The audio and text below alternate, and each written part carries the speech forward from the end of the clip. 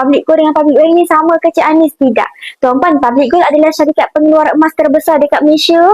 Dah bertapak dekat Malaysia dari tahun 2008 sampai ke hari ini. Maksudnya dah sekitar 18 tahun dah Public Gold dekat Malaysia, tuan-puan. Bukan company yang baru 2-3 tahun nak bertapak dekat Malaysia, tidak.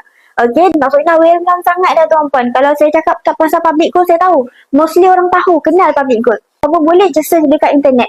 Type je Public Gold, nanti tuan-puan nampak keluar apa. Okay, dan juga yang kedua, tuan-puan, Public Gold kalau dia nak keluarkan emas pelbagai design. Okey, contoh dekat tangan saya ada 1 gram desain Hello Kitty. Ni emas ni, tuan-puan, emas berketulinan 99.9. Kalau Public Gold nak hasilkan emas pelbagai design, Public Gold dia tak perlu hantar dekat third party untuk buat. Public Gold boleh proses sendiri daripada A sampailah terhasil emas pelbagai design macam ni, tuan-puan.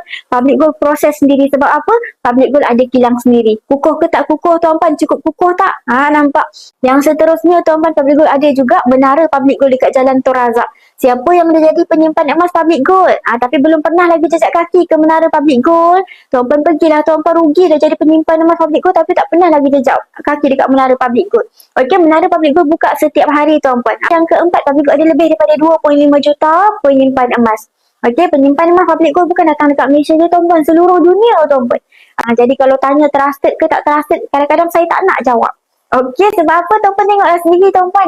Okey, dan lebih daripada 2.5 juta penyimpan emas seluruh dunia. Lagi-lagi, tuan-puan, sekarang kan zaman-zaman viral, tuan-puan. Kalaulah contoh Public Gold ni buat menar dengan kita, beli emas tak dapat emas, contoh. Saya beli 10 gram dapat 8 gram. Beli 20 gram sampai 15 gram, tuan-puan. Sekarang kan zaman-zaman viral, tuan-puan. Kita ni kan netizen. Kita kan ada kuasa, the power of netizen. Confirm sekejap je Public Gold ditutup, tuan-puan. Okey, tapi sampai ke hari ini Public Gold masih kukuh, tuan-puan. Okey, malah setiap hari mesti ada je pendaftaran orang yang nak mulakan simpanan emas dengan Public Gold. Jadi kalau tuan-puan tanya saya dekat tempat mana yang selamat nak simpan emas, Encik Anis. Nak simpan emas dengan selamat, dengan mudah. Okey, tuan-puan simpan dengan Public Gold. Okey.